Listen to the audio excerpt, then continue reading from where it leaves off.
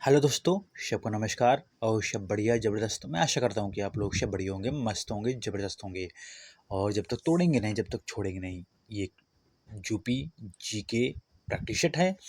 पहला क्वेश्चन देखते हैं। उत्तर प्रदेश दिवस कब मनाया जाता है? ए नंबर 31 मार्च, बी नंबर 1 जून, सी नंबर 24 जनवरी, डी नंबर 24 दिसंबर। तो 31 मार्च, मार्च के महीने की बात हो रही है। 22 मार्च, 22 की तिकड़ी होती है। कौन कौन सी तिकड़ी होती है? तिकड़ी 3 होती है। तिकड़ी मतलब 3 चीज़ें। कौन कौन सी? 22 मार्च होता है, 22 अप्रैल होता है और 22 मई होता है। तो 22 मार्च को विश्व जल दिवस मनाते हैं, 22 अप्रैल को पृथ्वी दिवस मनाते हैं और 22 मई को जैव विविधता दिवस मनाते हैं। 22 मई को इसलिए बोलते हैं कि 22 की तिकड़ी होती है।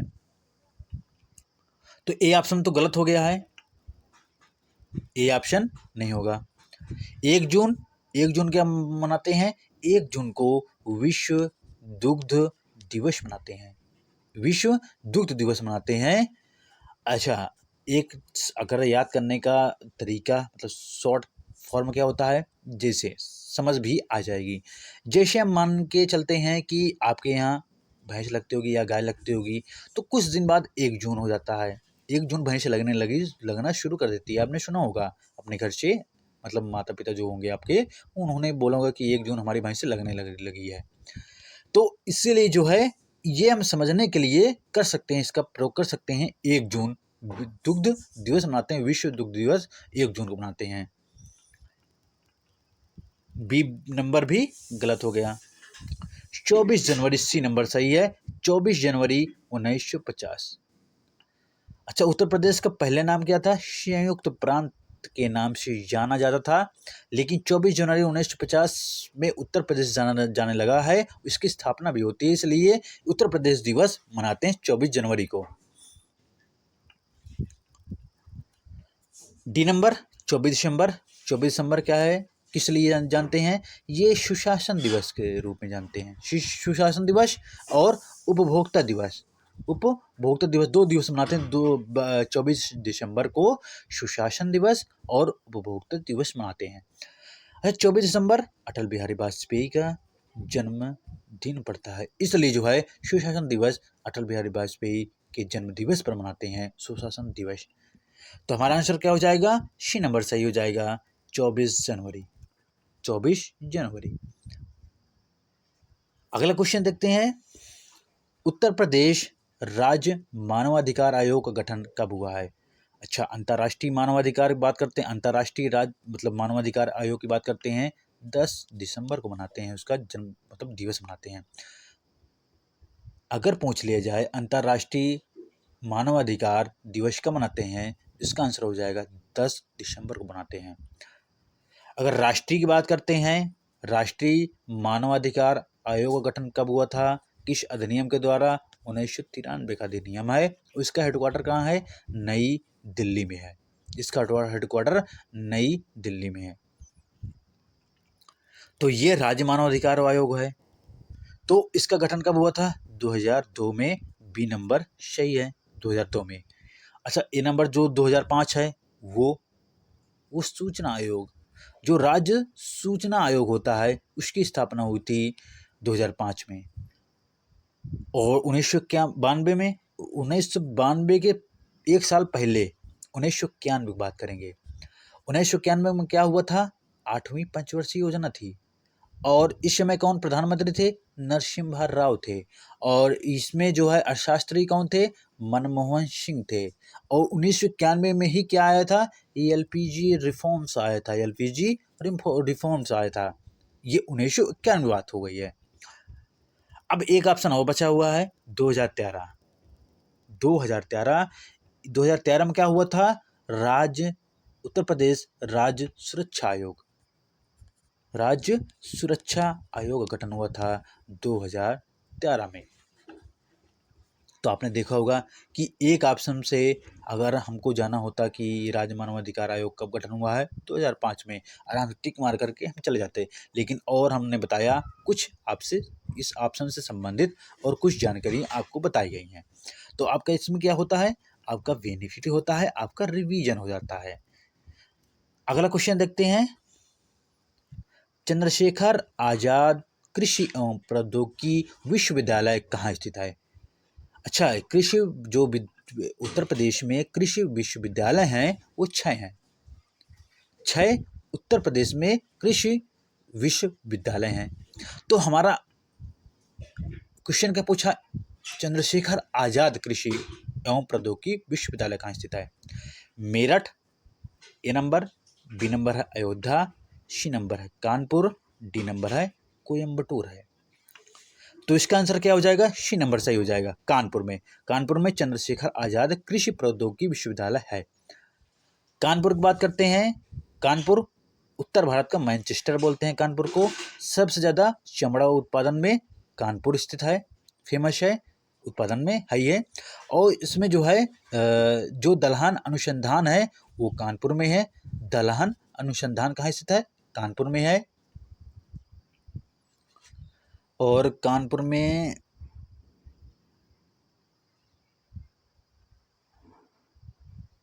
ठीक है, तो कानपुर हो गया, इसका आंसर क्या हो जाएगा, कानपुर हो गया है। मेरठ की बात करते हैं, मेरठ में है सरदार वल्लभ भाई पटेल के नाम से एक कृषि और प्रौद्योगिकी विश्वविद्यालय है। ठीक, किसके नाम पर, सरदार वल्लभ भाई पटेल के नाम पर। तो ये कहाँ पर है, मेरठ में है। अयोध्या में नरेंद्र दत्त जो है, नरेंद्र दत्त नाम है उनका, जो है नरेंद्र दत्त ही नाम है। कृषि प्रौद्योगिकी विश्वविद्यालय है अयोध्या में। कोयम्बटूर तो तमिलनाडु में, इससे कोई हमारा ताल्लुकात नहीं है, ये तो भ्रम करने के लिए है, कोयम्बटूर है। तो इसका आंसर क्या हो जाएगा, कानपुर सही है, बी नंबर सही है। अगला क्वेश्चन देखते हैं, इसमें होना चाहिए 2011 जनगणना के अनुसार उत्तर प्रदेश में औसत लिंगानुपात कितना है? औसत लिंगानुपात कितना है? ए नंबर 912 है, 907 है, कि सी नंबर 902 है, कि डी नंबर 951 है। तो इसका आंसर क्या हो जाएगा, 912 हो जाएगा, ए नंबर सही है। ए नंबर सही है, 912 ये औसत हो जाएगा। अगर इसमें ये तो चलो ठीक है, औसत लिंग, अच्छा आप लिंगानुपात जानते क्या होता है? लिंग अनुपात होता है, अगर हमको लिंग अनुपात निकालना है तो हम ये निकालेंगे, ये बताएंगे जो स्त्रियों की संख्या होती है और पुरुषों की संख्या के मल्टीपल, मतलब 1000 पुरुषों की संख्या में स्त्रियों की संख्या जैसे हो गया है, तो हमने ये बताएंगे कि जो लिंगानुपात है तो क्या हो जाएगा कि 1000 पुरुषों में 912 स्त्रियों की संख्या है। 1000 पुरुष हैं, उनमें 912 स्त्री है, तो ये होता है लिंगानुपात। तो उत्तर प्रदेश में 912 लिंगानुपात है, ये का एवरेज है। अगर बात करें कि अनुसूचित जाति या अनुसूचित जनजाति लिंगानुपात है, और 0 से 6 वर्ष के बच्चे जो होते हैं, मतलब 0 से 6 वर्ष के बच्चे होते हैं, उनका लिंगानुपात होता है, तो वो अलग अलग होते हैं। जैसे बोल दिया जाए कि अनुसूचित जाति जो होती है,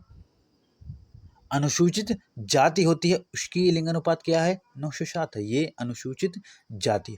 और अगर अनुसूचित जनजाति है तो 951 है, उसका एवरेज है, लिंगानुपात एवरेज है। मैं पहले बता चुका हूँ, लिंगानुपात किसको बोलते हैं, 1000 पुरुषों में महिलाओं की संख्या होती है। और 902 क्या है, ये है 0 से 6 वर्ष के बच्चों का लिंगानुपात है। ये उसी तरह निकाला जाता है जिस तरह ये और लिंगानुपात निकालते हैं, मतलब 0 से 6 स्त्री होती हैं, उनके जो है 1000 पुरुषों में, 0 से 6 वर्ष के 1000 पुरुषों में स्त्रियों की संख्या जानते हैं, ये है 902। तो हमारा आंसर क्या हो जाएगा, ए नंबर सही है, 912 हो जाएगा। अगला क्वेश्चन है, उत्तर प्रदेश में कौन सा लोक नृत्य है जो 108 दीपों को सिर पर रखकर महिलाएं नृत्य करती हैं? ए नंबर धोबिया, बी नंबर झूला नृत्य है, सी नंबर है चरकुला नृत्य, डी नंबर है शहरा नृत्य। तो हमारा जो है ये कौन सा ऑप्शन हो जाएगा? 108 दीपों पर सिर रख करके नृत्य किया जाता है। धोबिया नृत्य क्या होता है? धोबिया नृत्य मतलब होता है जो मांगलिक लड़के होते हैं, लड़की होती हैं, उनकी मतलब जो शादी ब्याह होता है वो धोबिया होता है। झूला नृत्य, झूला नृत्य कहाँ होता है? ब्रज क्षेत्र में। झूला नृत्य पूछता है ये ब्रज क्षेत्र में होता है। और ये कब होता है? जब सावन का महीना होता है, जब उसमें झूला झूला डाल करके, जब सावन का महीना होता है, जब ये नृत्य करते हैं, झूला नृत्य झूलते हैं। पेड़ में आपने देखोगे जो पेड़ होता है उसमें रस्सी डाल करके झूला झूलते हैं। तो ये ब्रजवासियों की यहाँ मतलब जो ब्रज है, ब्रज मतलब मथुरा की ओर, मथुरा की ओर।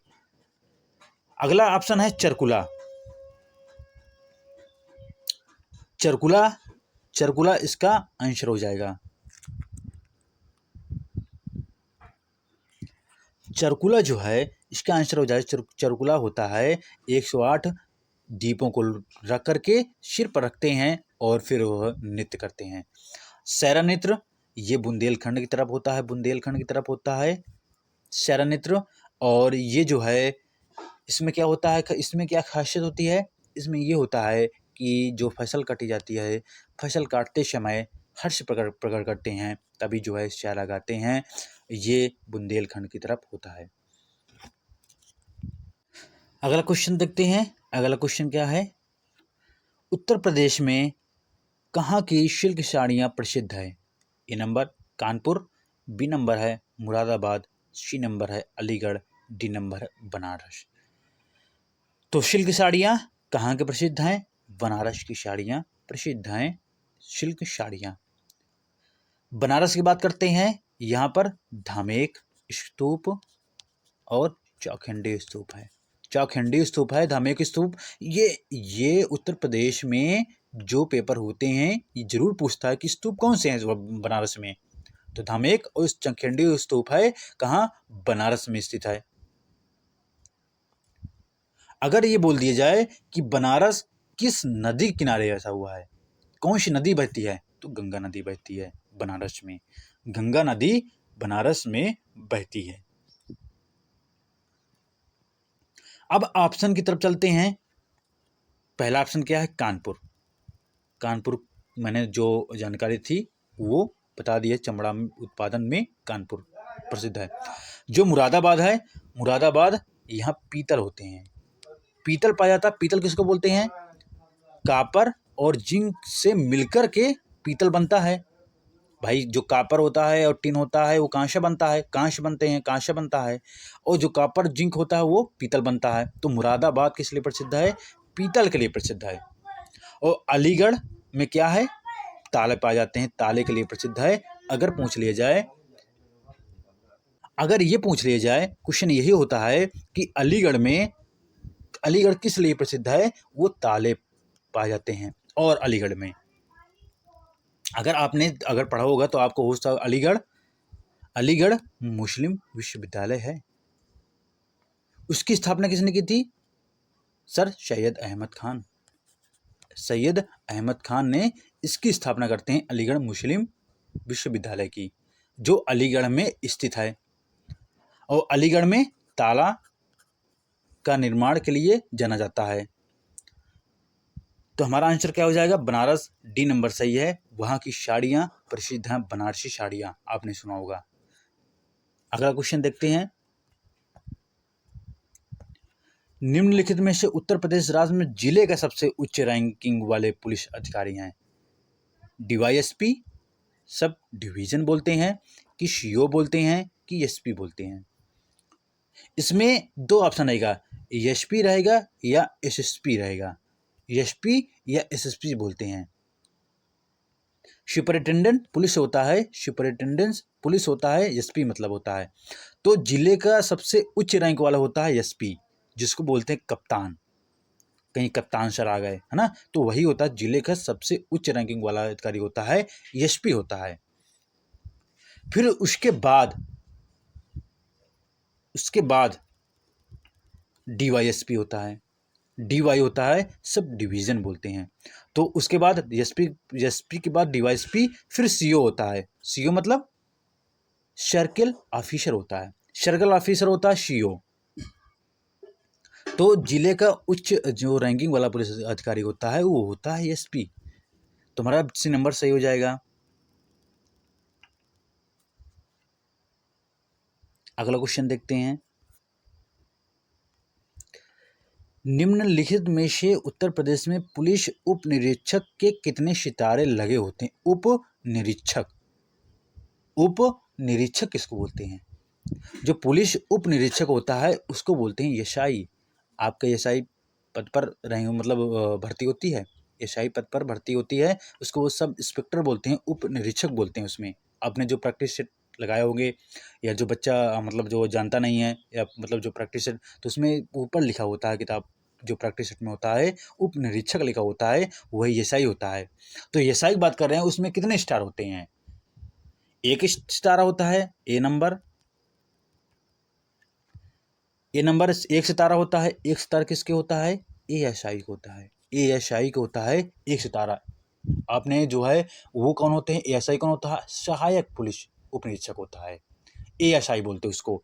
आपने ASI का पेपर दिया होगा, क्योंकि जब UPSI का फॉर्म निकला हुआ था 2021 में, तो उसमें जो है ASI भी पेपर था, साथ में लगा था। तो जब UPSI का पेपर हुआ था 2 दिसंबर के बाद जो है पेपर खत्म हुआ था, फिर ASI का पेपर चालू हो गया था। वही ASI की बात है ना? उसमें एक सितारा होता है, उनको क्या मिलते हैं? एक सितारा होता है। 2 सितारा ASI में होता है। जो 3 सितारा होता है, 3 सितारा किस में होता है? वो होता है पुलिस निरीक्षक। जो पुलिस निरीक्षक होते हैं उनमें 3 सितारा पाया जाता है। तो हमारा आंसर क्या हो जाएगा? ये SI की बात कर रहे हैं तो 2 सितारा हो जाएंगे, 2 सितारे। अगला क्वेश्चन है,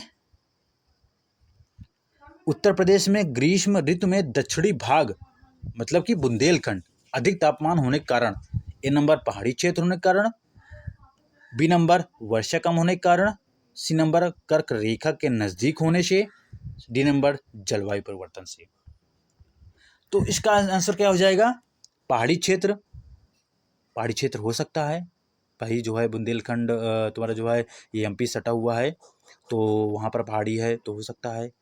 तो आप इसमें कंफ्यूजन रहिए। तो इसका आंसर क्या हो जाएगा? कर्क रेखा के नज़दीक होने से।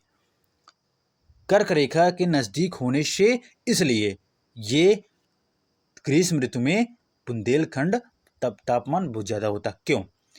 आपने देखा कि भारत ऐसे है, थोड़ा साफ सुथरा बनाते हैं। ये भारत ऐसी है, भारत में कर्क रेखा ऐसी गई है, 8 राज्यों से निकलती है। 8 राज्य कौन कौन से हैं? आपका रिवीजन भी हो जाएगा। यहाँ पर गुजरात हो गया है, राजस्थान हो गया है, मध्य प्रदेश हो गया है, छत्तीसगढ़ और झारखंड हो गया है, पश्चिम बंगाल हो गया, 1 2 3 4 5 6, पश्चिम बंगाल हो गया है, त्रिपुरा हो गया है, मिजोरम हो गया है। 8 राज्य हो गए, त्रिपुरा मिजोरम। इसमें नहीं समझ में आ रहा तो हमारा जो मैं बोल रहा हूँ उसमें आपको ध्यान देना पड़ेगा, तो आपको पूरा समझ में आ जाएगा। तो 8 राज्य हो गए। तो ये कर्क रेखा जो है ये उत्तर प्रदेश जो MP है, जब मध्य प्रदेश से निकलती है तो ऊपर से निकलती हुई है, तो मध्य प्रदेश से सटा ही तो है। जैसा ललितपुर है, ललितपुर झांसी है, फिर बांदा है, फिर चित्रकूट है, ये ऐसे उत्तर प्रदेश से ऐसे सटा हुआ है। तो यही जो है, ये जो नीचे वाला हिस्सा है यही दक्षिण भाग है, यही बुंदेलखंड कहलाता है। इसीलिए कर्क रेखा के नजदीक होने से, कर्क रेखा के नजदीक होने से क्या होता? अधिक हाई टेम्परेचर होता है। और यही मतलब क्या होता है, जब सूर्य कर्क रेखा पर चमकता है तो टेम्परेचर अपने आप होता है। इसीलिए बोलते हैं कि जैसे तुम्हारा जो है ये जोन होता है, ये मकर रेखा होता है, ये क्या होता है? भूमध्य रेखा होता है, और ये कर्क रेखा होता है। जब यहाँ चमकेगा सूर्य तो हाई टेम्परेचर हो जाएगा। जब भूमध्य रेखा पर, अच्छा भूमध्य रेखा पर 2 बार चमकता है, जैसे ऊपर से नीचे आया, नीचे से ऊपर से गया तो 2 बार चमका, तो इसलिए ये हाई टेम्परेचर यहाँ रहता है। इसलिए यहाँ पर आपने सुना होगा कि बारिश जो है भूमध्य रेखा पर 0 से 5 डिग्री तक, उत्तरी और दक्षिणी 0 से 5 डिग्री तक बारिश की संभावना ज़्यादा रहती है, मतलब बारिश ज़्यादा होती है। कारण क्या है? High temperature. जैसे आप अभी देख लीजिए, ठीक है, हाई टेम्परेचर हो रहा है, बादल आ रहे हैं, थोड़ा पानी बरस रहा है, फिर मतलब पानी बरस के आ रहा है, बुंदिया बुंदिया रहा है, तो हाई टेम्परेचर ये मतलब बादल उड़ रहे हैं ना, मतलब पानी का निर्माण हो रहा है। तो जब ये हाई टेम्परेचर और हो जाएगा तो फिर क्या होगा, ये पानी बरस जाएगा। लेकिन ये अधिकांशतः होता है, ये भूमध्य रेखा पर देखा जाता है 0 से 5 डिग्री पर। आपको इस बात से कितना हमने समझाने की कोशिश की है। तो हमारा आंसर क्या हो जाएगा, कर्क रेखा सी नंबर सही है। अगला क्वेश्चन देखते हैं, ये बहुत अच्छा क्वेश्चन है। निम्नलिखित में से उत्तर प्रदेश में बनारस हिंदू विश्वविद्यालय की स्थापना जिसने की वह किस जिले के रहने वाले हैं। आप समझ लो इसमें कितने क्वेश्चन रखे हुए हैं। पहली बात तो बनारस हिंदू विश्वविद्यालय कहाँ स्थित है, उत्तर प्रदेश में। एक क्वेश्चन हमारा कंप्लीट हुआ। जो बनारस हिंदू विश्वविद्यालय है 1916 में, क्या 1916 में मदन मोहन मालवीय ने इसकी स्थापना की थी, बनारस हिंदू विश्वविद्यालय। ये तो चलो है ना। अब देखो दो क्वेश्चन हमको मिल गए। कब स्थापना हुई थी बनारस हिंदू विश्वविद्यालय की, 1916 में। तीसरा हो गया है कि मदन मोहन मालवीय ने इसकी स्थापना करते, किसकी, बनारस हिंदू विश्वविद्यालय की स्थापना करते हैं। अच्छा, इसके पहले एनी बेसेंट जो आयरलैंड की आई थी, वो आयरलैंड से क्या लिया गया था, नीति निर्देशक तत्व लिए गए थे जो संविधान में जोड़े गए थे। तो आयरलैंड से आई थी एनी बेसेंट ने। एनी बेसेंट जो है ये 1898 में क्या किए थे, सेंट्रल हिंदू कॉलेज की स्थापना की थी। ये शिक्षा को बढ़ाने के लिए किया था। क्यों किया था, शिक्षा को बढ़ाने के लिए। और ये सेंट्रल हिंदू कॉलेज की स्थापना की थी। फिर मदन मोहन मालवीय ने 1916 में बनारस हिंदू विश्वविद्यालय की स्थापना कर दी। अब वही क्वेश्चन है कि मदन मोहन मालवीय उन्होंने स्थापना की बनारस हिंदू विश्वविद्यालय की, वो कहाँ के रहने वाले थे, कानपुर के कि लखनऊ कि प्रयागराज कि बलिया। तो कहाँ के रहने वाले थे, प्रयागराज के रहने वाले थे। प्रयागराज संगम नगरी बोलते हैं, क्यों, गंगा यमुना और सरस्वती। अच्छा, यमुना का नाम जमुना भी है। यमुना क्या है, ये तद्भव शब्द है, और जमुना जो है ये तत्सम शब्द है, इसलिए जमुना भी बोलते थे। तो ये गंगा यमुना सरस्वती, ठीक है। प्रयागराज, अब स्पीड में थोड़ा से पढ़ते हैं। प्रयागराज संगम नगरी बोलते हैं। यहाँ पर चंद्रशेखर आज़ाद पार्क भी है। पहले अल्फ्रेड पार्क था, अब चंद्रशेखर आज़ाद पार्क हो गया है। प्रयागराज में ही 1923 में सी.आर. दास और मोतीलाल नेहरू ने स्वराज पार्टी की स्थापना की थी, प्रयागराज में ही, इलाहाबाद में ही। और ये राजधानी कब बनी थी, 1858 में प्रयागराज मतलब इलाहाबाद राजधानी बनाई गई थी। 1836 में पहले आगरा थी, उसके बाद प्रयागराज में राजधानी बनी थी। और प्रयागराज इलाहाबाद, ठीक है, इतना डिवीजन हो गया है। कानपुर बताया गया। लखनऊ गोमती नदी के किनारे बसा हुआ है। लखनऊ बोलते हैं नवाबों की नगरी बोलते हैं लखनऊ को। लखनऊ में गोमती नदी बहती है, नवाब की नगरी बोलते हैं। हमारी राजधानी 1921 में बनी थी लखनऊ। फिर तभी से आज तक लखनऊ हमारी राजधानी बनी हुई। इकोना स्टेडियम कहाँ है, लखनऊ में स्थित है। अच्छा, और जो सांस्कृतिक केंद्र है, अच्छा उत्तर मध्य सांस्कृतिक केंद्र कहाँ, प्रयागराज में। अगर है ना, उत्तर मध्य अगर सांस्कृतिक केंद्र बोलते हैं तो लखनऊ में स्थित है, लखनऊ में। अच्छा, जो बलिया है, सुरहताल जो पश्चिम बिहार है वो बलिया में स्थित है। बलिया सुरहताल पश्चिम बिहार है, बलिया में स्थित है। तो हमारा आंसर क्या हो जाएगा, सी नंबर सही हो जाएगा, सी नंबर सही हो जाएगा।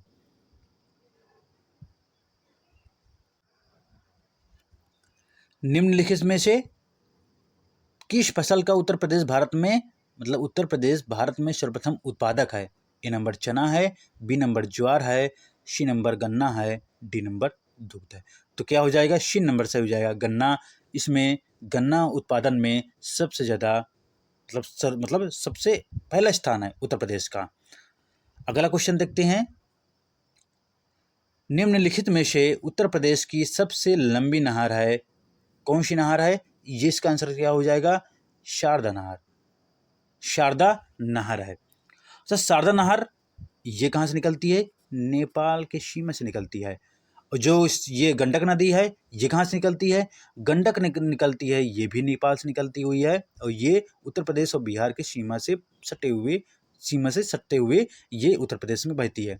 जो सरयू नदी है ये कहाँ से निकलती है? ये घाघरा नदी, आपने सुना होगा। जो बहराइच है, बहराइच उत्तर प्रदेश में है, वहां पर सरयू नदी बहती है।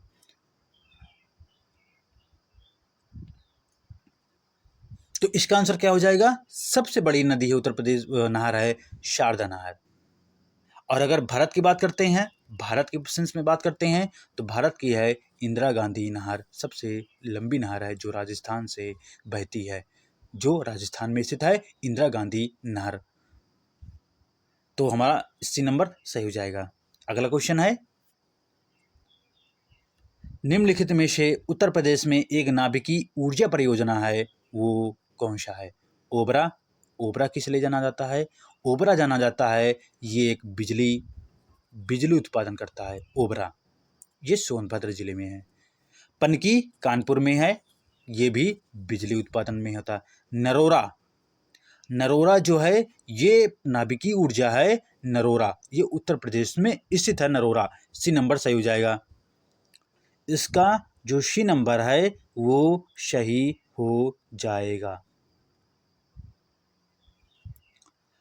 अच्छा, जो हरदुआगंज है, हरदुआगंज कहाँ स्थित है? ये है अलीगढ़ में। ये भी क्या है? ताप विद्युत गृह है। ये ताप विद्युत गृह है हरदुआगंज, और ये कहाँ स्थित है? अलीगढ़ में स्थित है। अब नाभिकीय ऊर्जा की बात करते हैं। नाभिकीय ऊर्जा आपका रिवीजन भी हो जाएगा। जैसे सबसे पहले है तारापुर एटॉमिक नाभिकीय ऊर्जा है। तारापुर कहाँ है? महाराष्ट्र में। तारापुर। रावतभाटा कहाँ है? राजस्थान में स्थित है रावतभाटा। कलपक्कम कहाँ है? तमिलनाडु में है। और कौन सा है? कलपक्कम है। कैगा कहाँ है?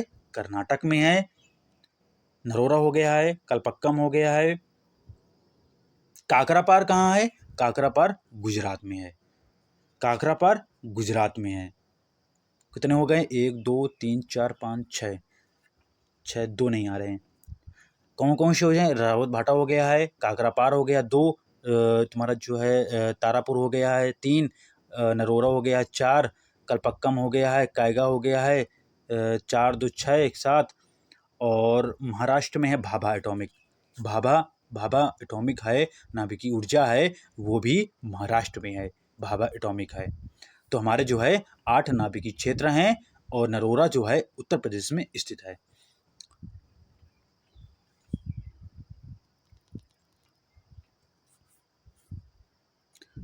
हमारे क्वेश्चन यहीं ख़त्म होते हैं। अगर आपको वीडियो अच्छा लगा हो तो अपने दोस्तों को लाइक करो, तब शेयर करो, फिर लाइक करो, और अपने इस चैनल को GS विथ अरविंद को सब्सक्राइब कर लो। तो आपको ये प्रैक्टिस सेट में ऐसे मिलते रहेंगे, आपका ही फ़ायदा होगा, आपका ही इसमें फ़ायदा है। अब वीडियो ख़त्म करते हैं दोस्तों। जय हिंद।